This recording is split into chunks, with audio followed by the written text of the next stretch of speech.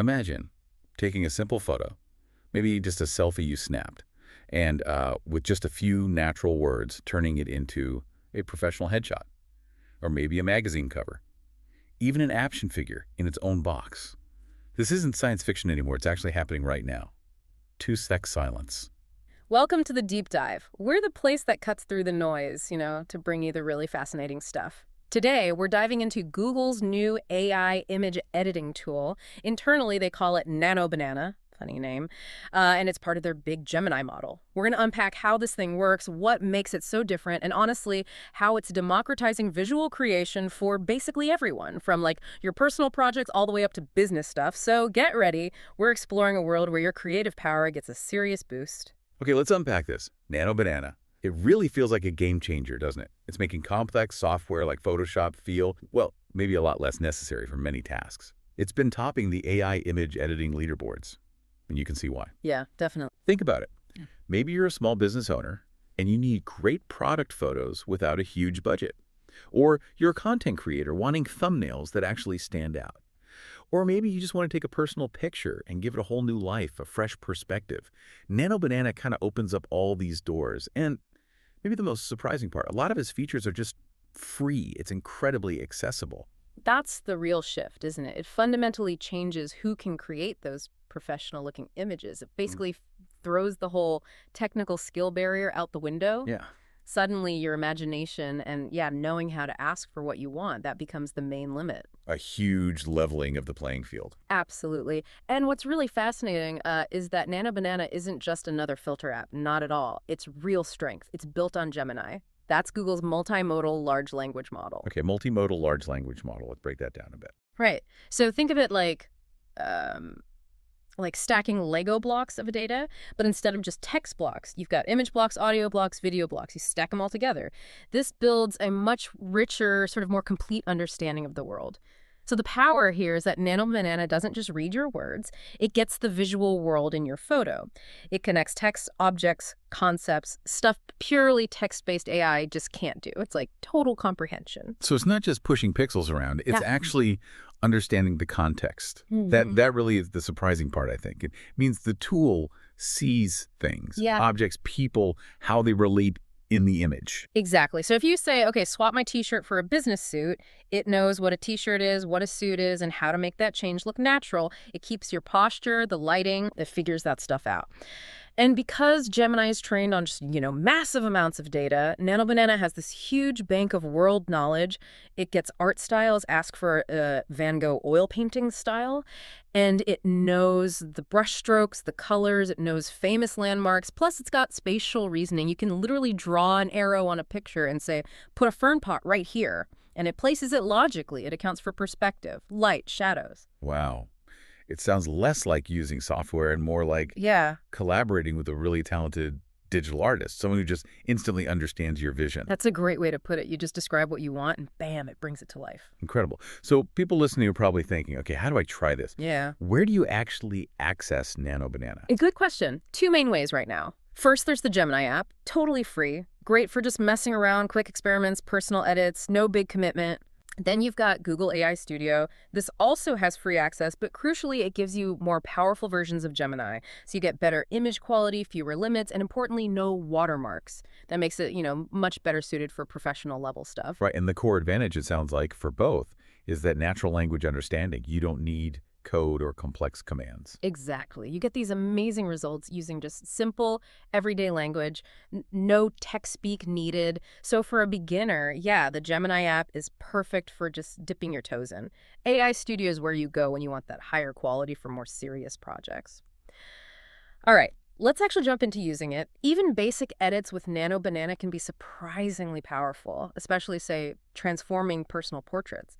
You just upload your photo, maybe a selfie with bad lighting, and then use plain English. Like, you could tell it to completely redo your outfit, the lighting, the background, everything for a professional headshot. You might say, change my t-shirt to a light blue dress shirt and a dark gray blazer. Put me in a modern, kind of blurred office background. And adjust the lighting so it looks like a studio shot, soft light from the side, stuff like that. And the iterative part seems really key there. You get that first result, Yeah. and then you can just follow up, right? Like, okay, that looks great. Now let's try changing the blazer to beige. Precisely. It builds on the last step. And that's really crucial for editing well with this tool. Keep building with new commands. Don't try to micromanage every tiny pixel from the start. Got it. Build, don't just tweak. Yeah. And beyond portraits, you can create stuff like magazine covers, movie posters from just one photo. Imagine uploading your pic and saying, make this the cover of a sci-fi magazine called Cosmos Nexus. Turn me into an astronaut, modern helmet. Make the font futuristic, minimal. Add a subtitle. Your name, Exploring New Frontiers. Oh, that was pretty cool. Right. And here's a pro tip. If the first result isn't quite perfect, don't get bogged down asking it to fix tiny things. Just run the prompt again, maybe tweak it slightly, you'll get a whole new image, and often it's much better than trying to patch up the first one. Okay, that makes sense. Just regenerate. Beyond those kinds of transformations, Nano Banana also shines with more advanced photo adjustments, the kind that usually take a lot of time and effort. Oh, yeah. Think about color correction or changing the whole mood, the atmosphere. You could upload a kind of gloomy landscape shot, then prompt it to turn that overcast sky into a really vibrant sunset. Oranges, pinks, purples, maybe some warm golden sun rays breaking through clouds. Nice. Or you could go for seasonal changes, right? Add a light dusting of snow to everything. Or change the green leaves to autumn colors, yellows, reds. That's super practical. And another huge one is removing stuff you don't want. Objects, people, we've all got that photo, right? Perfect spot, famous landmark, but it's full of tourists or someone left a water bottle on the ground. Now you can just tell it, clean this up, remove all the other people in the background, erase the trash on the ground, and reconstruct the background naturally. It's amazing. And then there's breathing life back into old memories, photo restoration, colorization. Oh, wow. Imagine uploading an old black and white, maybe scratched up family photo. You could ask it to restore and colorize it, make it a nostalgic, warm color palette, remove the scratches, sharpen up their faces a bit. That's incredible for preserving family history, personal archives. It really is, though I have to admit, I still wrestle with prompt drift myself sometimes. That's, when the AI kind of starts to subtly go off track from what you originally asked. Sometimes it even hallucinates details, especially if the photo is really badly damaged. It's a good reminder it is still an AI. So when you're restoring old photos, that hallucination, imagining details that weren't there, that's something to watch out for. Right, a potential pitfall. Yeah. Got to keep that in mind. Yeah. Sponsor read. Okay, let's talk business applications, because this is where Nano Banana seems to offer a really serious competitive edge. Especially product photography. Huge potential there.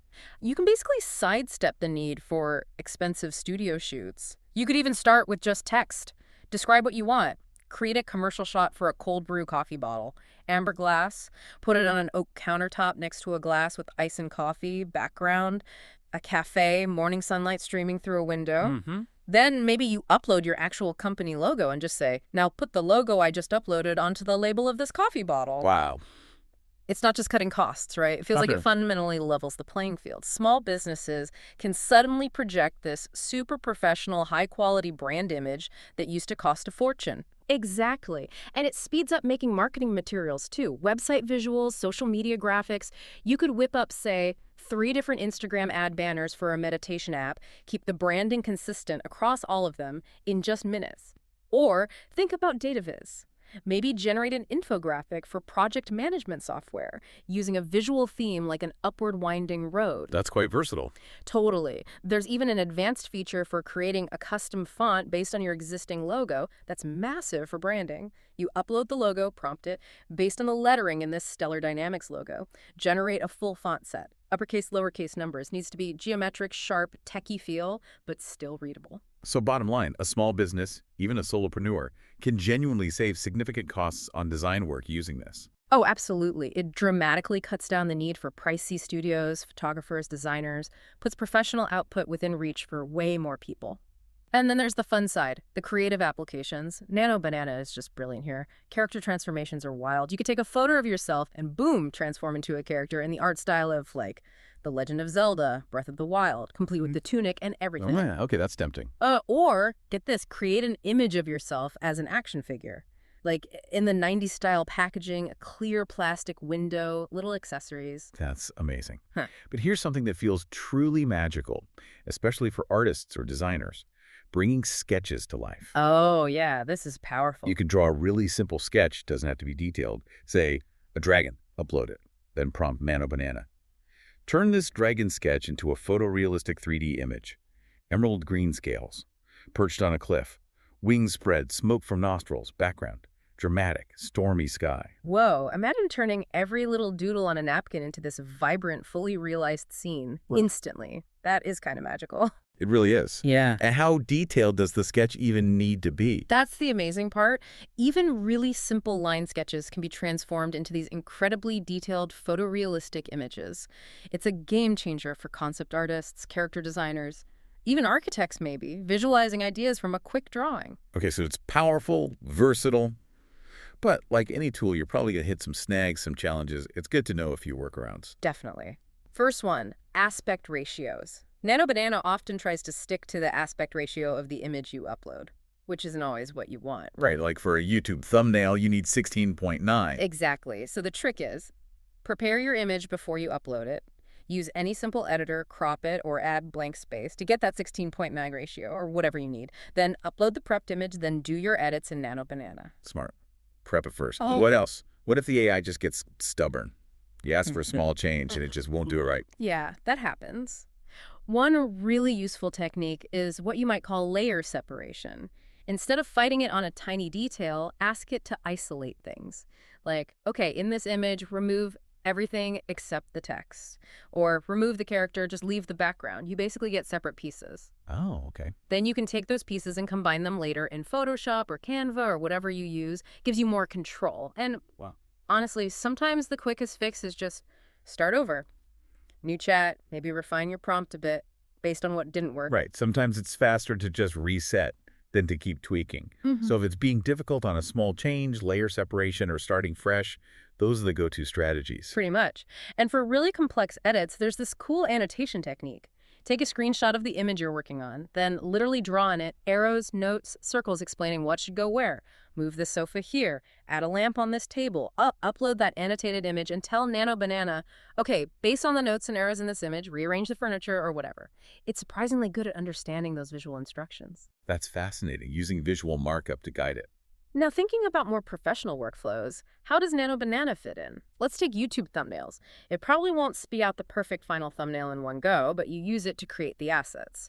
Step 1, get your pieces ready, portrait, logos, icons, make sure they're 16.9. Then, use Nano Banana to generate a killer background, like abstract tech background, blue and purple neon streaks. Okay, got the background. Step 2, create your main subject. Upload your portrait. Tell it, remove the background, change my expression to surprise, add a glowing white outline. Step 3, final assembly. Export those assets to the background, the modified portrait, and pull them into Canva or Photoshop. That's where you add your text, arrange the layers, put it all together. That makes sense. Use it for the heavy lifting on the visuals, then assemble.